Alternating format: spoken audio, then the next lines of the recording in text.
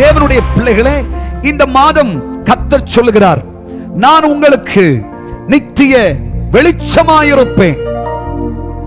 காரிருள் இந்த பூமியை மூடிக்கொண்டால், அந்தகாரங்கள் இந்த பூமியில் வந்தாலும், கர்த்தரே உங்களுக்கு நித்திய வெளிச்சமாயிருப்பார்.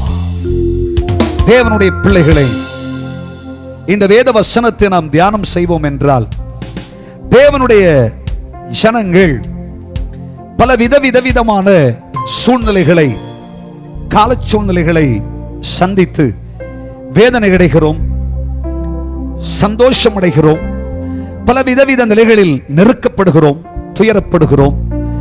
பல ஏற்றத்தாழ்வுகள் நம்முடைய வாழ்க்கையில் வருகிறது, நிறைவுகள் வருகிறது. இப்படி பல சூழ்நிலைகளை தருணம் செய்து போகிறோம்.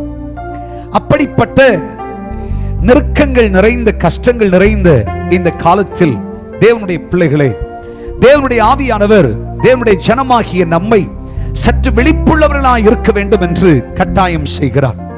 இப்படி பல சூழ்நிலைகளை தருணம் செய்கிற நாம், நன்மையாய் நல்லதாய் நடக்குமானால் அதை வெளிச்சத்திற்கு ஈடாக பேசும்.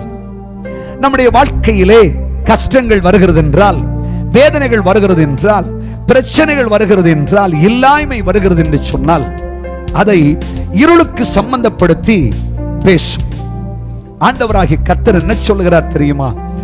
இந்த மாதம் நீங்கள் அறிந்திருக்க வேண்டிய ஒரு பெரிய ரகசியம், இருளாய் தோன்றுகிற எல்லாவற்றையும் நான் மாற்றி ஒரு வினாடி கூட வெளிச்சம் இல்லாமல் போவதில்லை, நித்திய வெளிச்சமாயிருப்பேன். கைகளை தட்டி கர்த்தரை மகிமைப்படுத்தும். இதுவரைக்கும் இருளை கண்டீர்கள், இந்த மாதம் இருள் உங்களை விட்டு விலகி போகும். காரணம், கர்த்தரே நமக்கு நித்திய வெளிச்சமாயிருப்பார். கர்த்தர் நித்திய வெளிச்சமாயிருப்பார். அர்த்தம் என்ன?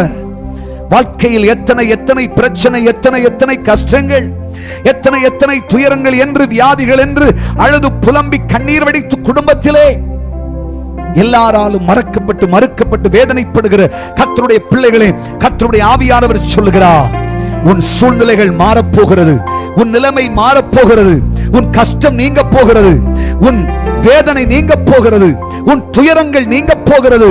கர்த்தர் சொல்லுகிறார், இருள் மாறி வெளிச்சம் உண்டாகும். காரணம், நீதியின் சூரியனாகிய கர்த்தர் உதிப்பார். நித்தியராகிய கர்த்தர் உதிப்பார். அவர் நித்தமும் நமக்கு வெளிச்சமாயிருப்பார். எத்தனை பேர் விசுவாசிக்கிறீர்கள்?